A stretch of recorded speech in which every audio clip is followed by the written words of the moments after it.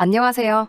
저는 올해로 나이가 45살이고 결혼한 지도 벌써 20년이 된 주부입니다. 남편하고는 연애 결혼을 했어요.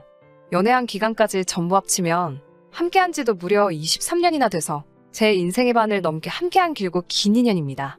하지만 그런 남편과는 이혼을 했습니다. 후회만 남는 결혼 생활에 이제서야 종지부를 찍게 되었어요.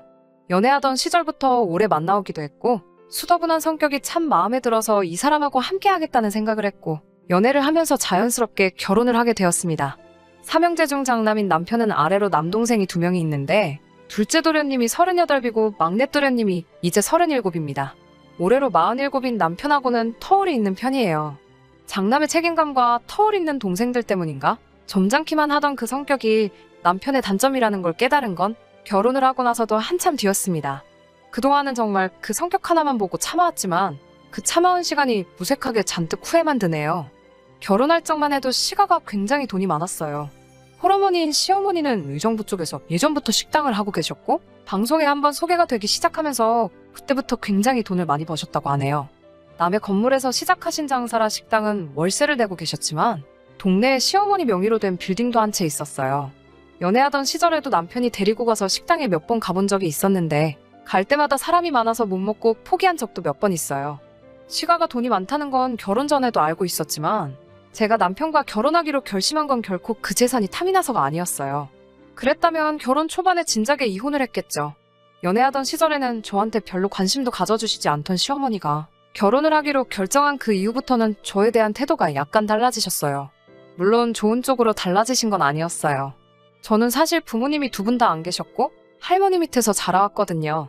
시어머니는 그 사실을 이미 알고 계셨고 결혼을 하기로 정하고 저와 처음 만난 자리에서 저에게 대놓고 우리 집 재산을 노리고 온 거 아니냐는 말까지 들어야 했어요.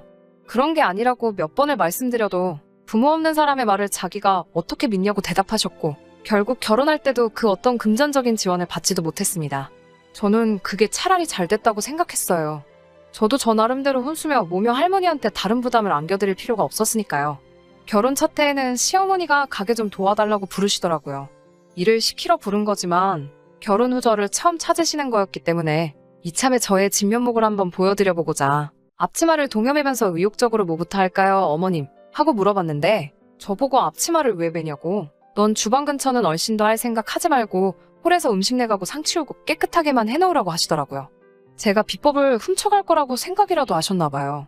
식당 일은 관심도 없고 할 생각도 없는데 말이죠. 성수기 때라 몇 주간 도와드리고 그냥 돌아왔는데 매일마다 업소용 쇠고기 다시다 상자가 그렇게 많이 나오더라고요. 시어머니 손맛의 비법이 뭔지는 안 봐도 딱 알겠더군요. 결혼한 지 2년째 되던 해 시어머니가 도련님들을 저희 집으로 보내왔어요. 장사하시면서 도무지 도련님들 뒷바라지하기가 힘들다고 하면서요. 특히 재수하는 막내 도련님 좀 잘 좀 부탁한다고 하셨죠. 아예 지낼 방도 없는데 도련님 2명이 2층 침대 놓고 방을 떡하니 점령해버리는 바람에 아주 죽을 맛이었어요. 남편에게 중간에 못하겠다고 투정 아닌 투정을 부렸는데 남편은 장남으로서의 책임감인지 고집을 부리더라고요. 동생들이 나보다 더 소중한가 싶어 서운했는데 남편이 솔직한 심정을 이야기했어요. 아이도 태어나고 아무것도 없이 시작한 결혼 생활인데 사실 그동안 많이 부담감을 느꼈다고. 당장 제가 힘들건 이해하지만 시어머니가 아들 2 맡겨놓고 생활비도 보태주실 거고 이참에 저도 며느리로 인정받고 해서 언젠가 이 시기만 넘기고 나면 시어머니가 나중에 우리한테 크게 한몫 챙겨주지 않으시겠냐 하면서 저를 설득하더라고요. 어차피 안 받고 시작한 거 저는 나중에라도 받아낼 생각도 없었지만 남편이 그렇게 가장이라는 직책에 부담감을 느끼고 힘들어하는지 몰랐어요. 부모님 도움 없이 우리 둘이서 사랑만으로도 살 수 있다고 생각했지만 외벌이인 남편에게는 현실의 벽이 너무 높았던 거죠. 그 모습도 안쓰럽고 해서 그렇게 도련님들 뒷바라지하면서 대학까지 전부 졸업시켜 보냈습니다. 집에서 나갈 때 고맙다는 말 한마디 없더군요. 시어머니가 생활비를 줬으니 당연한 거라고 오히려 제가 신세진 것처럼 생각하는 것 같았어요. 사실 도련님 2사람 먹성에 남는 장사도 아니었거든요. 집에 있어봐야 도련님들 뒷바라지만 하게 될 것 같아서 저도 그때부터는 아이 없고 나가서 할 수 있는 일은 전부 다 했어요. 그러니 시어머니한테 돈은 있는 대로 받아놓고 저는 꼴랑 빈방 하나 내줬다는 정도로만 생각하더군요. 그렇게 열심히 일하고 아끼고 모아서 서울 변두리기는 하지만 아파트도 저희 명의로 하나 갖게 되었습니다. 에어버가며 일해본 돈, 쓰고 싶을 때 아낀 돈 모아서 산 아파트인데 시가에서는 자기가 보내준 생활비로 샀다고 생각하더라고요. 도련님들도 대학을 졸업하고 저희 집에서 다 나가게 되었고 어차피 이제 안 볼 사람들이다라는 생각에 그냥 앞으로 좋은 일만 생각하자고 했어 무시했어요. 시어머니는 여전히 돈이 많으셨지만 당시 시어머니의 식당은 장사가 계속 잘 되지만은 않았어요. 한자리에서 오래 해서 단골 손님은 많았지만 시대가 빠르게 변하면서 더불어 빠르게 바뀌어가는 사람들 입맛을 잡을 수는 없었나 봐요. 어느 날 시어머니가 저희 집에 오셨어요. 집들이 할 때도 오신 적이 없는데 느닷없는 방문에 저나 남편이나 많이 놀랐었죠. 무슨 일인가 해서 같이 앉아있는데 시어머니는 며느리는 집안일에서 빠지라고 하시면서 저보고 자리를 물러달라고 하셨어요. 그날 시어머니가 남편에게 부탁해온 내용은 정말 말도 안 되는 이야기였습니다. 저희 아파트를 담보로 대출을 받아오라고 하셨다더군요. 빌딩도 가지고 계신 분이 왜 우리 돈이 필요하냐고 바락바락 우기면서 말렸죠. 시어머니는 장사가 안 되는 식당에 월세로 나가는 돈이 많다고 하시며 식당을 본인 소유 빌딩으로 옮기려고 한다 하더라고요. 인테리어며 시설이며 다 새로 하셔야 하는데 돈이 모자라서 저희 보고 대출을 받아오던지 집을 팔아보태던지 하라고 하신 거였어요. 이 집을 자기가 해준 거나 마찬가지라고 하셨다나요. 저는 끝까지 반대했지만 남편은 저 몰래 대출을 받아서 시어머니의 뜻을 따랐어요. 이때 이혼해버렸어야 하는데 하는 생각이 들 때도 있습니다. 남편이 저 몰래 대출을 받은 사실을 알게 된 날 시어머니 식당으로 쳐들어가서 배 깔고 누웠죠. 애초에 이 자리가 시어머니 평생을 바쳐 일궈온 자리인데 뭐하러 내 돈까지 들여가면서까지 처음부터 새로 시작하시냐고 한마디 했죠. 시어머니가 너같이 대학물도 못 먹어본 게 어찌 큰 뜻을 이해하겠냐고 면박을 주시더군요. 대학물 안 먹은 건 시어머니도 마찬가지고 제 남편도 동생들 뒷바라지 한다고 대학교 문턱도 밟아본 적 없는 사람이거든요. 이 자리에서 월세로 나가는 돈이 얼만지나 아냐며 면박을 주셨어요. 건물주가 올려달라는 대로 다 올려줘야 되는 와중에 내 건물 냅두고 왜 남의 건물 잘 되게 도와주냐는 듯이 이야기하셨어요. 월세가 얼만지나 아냐고 하면서요. 감히 대학교도 안 나온 제가 배운 사람 뜻을 이해하겠느냐며 가게를 옮기는 건 막내 도련님의 아이디어였다는 걸 알려주시더군요. 식당이 망하든 말든 저는 아무 상관도 없었는데 왜 제 돈 가지고 그러냐고 저는 그렇게는 죽어도 못한다고 소리를 지르면서 결사반대를 했죠. 그 과정에서 시어머니와 심한 대화가 오고 갔고 결국 연을 끝낸다는 이야기까지 오고 갔습니다. 저는 그럴 거면 그러라고 했어요. 다행히 남편이 가져간 돈은 돌려받았습니다. 저에게 그때 그 서울 변두리의 싸구려 아파트는 저의 인생 모든 것이나 마찬가지였어요. 이 아파트 하나 말고는 내가 가진 거 아무것도 없었으니까요. 남편의 가족보다 제가 가지고 있는 재산을 택했습니다. 남편은 제가 경솔했다고 여태까지 힘들게 두 도련님 뒤치다꺼리하면서 대학 보내놓은 게 다 허사가 됐다면서 제 탓을 했습니다. 시어머니도 이제 곧 은퇴할 텐데 건물이 됐든 식당이 됐든 아파트가 됐든 그 전부가 우리 것이 될 수도 있었는데 제가 그 푼돈에 눈이 멀어서 다 말아먹었다고 하더라고요. 그리고 그게 우리 돈이지 왜 네 돈이냐고 하냐는 식으로 저를 꾸짖었습니다. 남편 말에도 일리가 있다는 생각에 여태까지 참아오며 고생한 거 허서로 만들었다는 그 말이 정말로 제가 경솔했나 싶기도 했지만 그래도 이제 시어머니 두 도련님의 그림자도 볼 일이 없게 되었으니 속 하나만큼은 너무 후련하더라고요. 대학물 먹은 막내 도련님의 아이디어는 별거 없었습니다.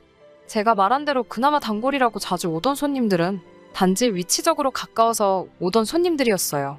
다시다로 맛을 낸 식당이 딴 데 가면 또 없는 것도 아니고 아무 데서나 먹을 수 있는 비슷한 맛을 찾으러 동네 구석까지 손님들이 찾아올 이유가 없었죠.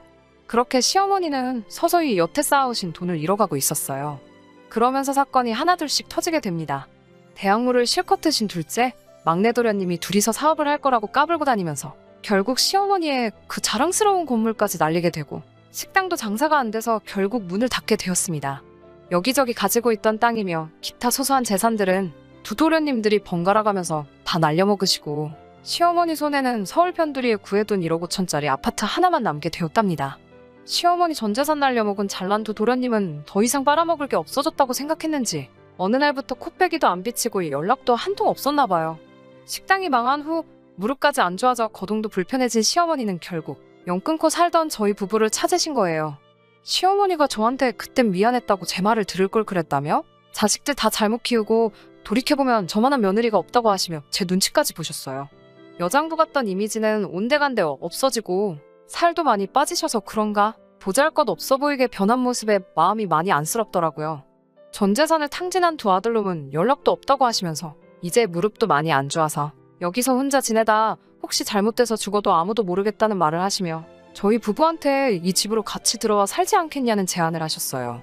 가지고 있는 거 이 아파트 하나밖에 없으니 이 집에서 같이 살면서 거동이 불편한 자기를 도와주면 3년이 지나고 아파트를 제 이름으로 돌려주신다고 하시더라고요.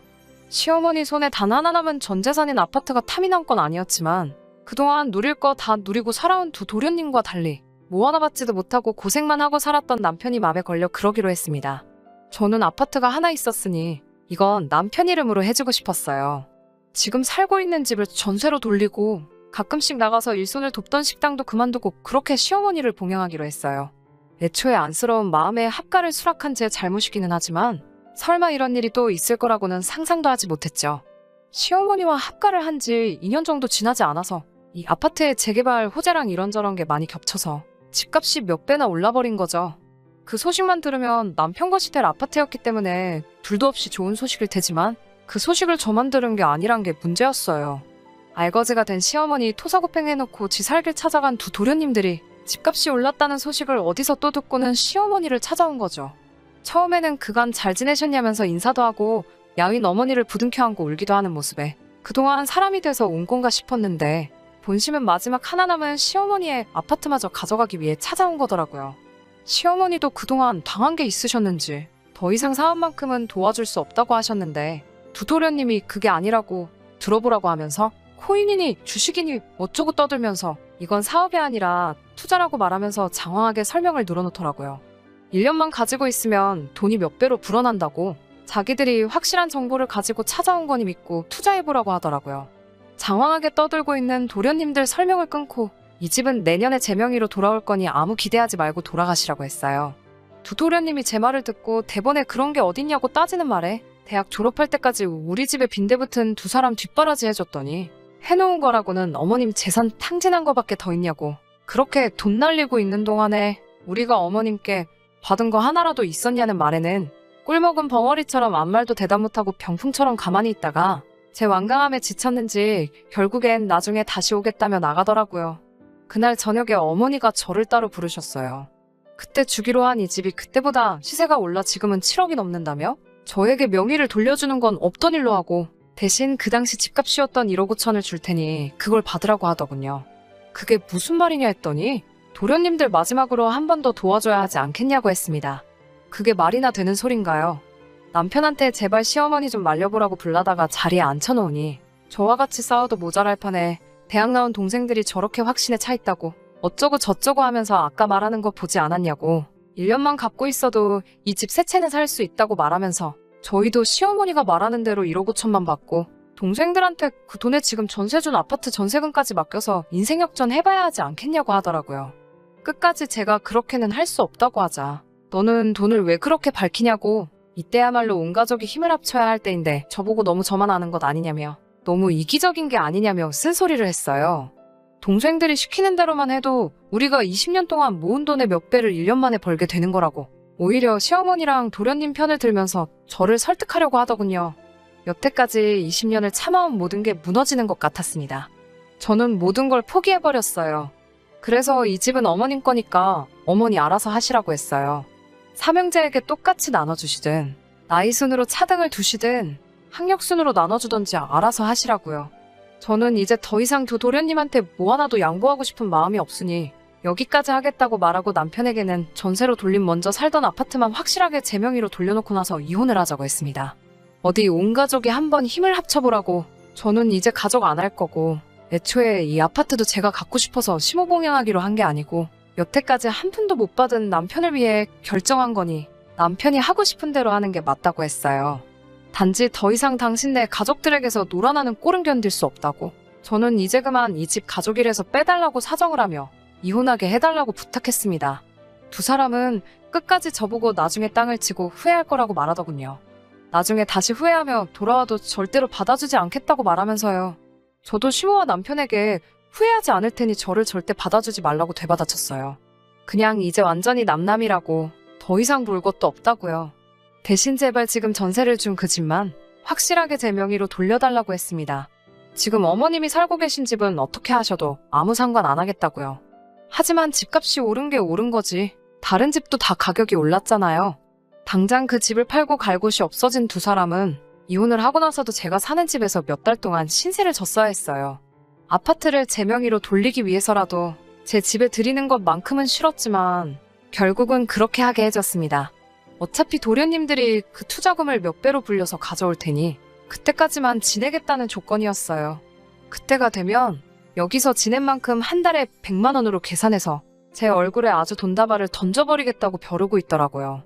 언젠가 남편이 이것 좀 보라고 하면서 다시 생각해도 이젠 늦었다면서 자랑하듯이 보여준 사진이 하나 있었어요.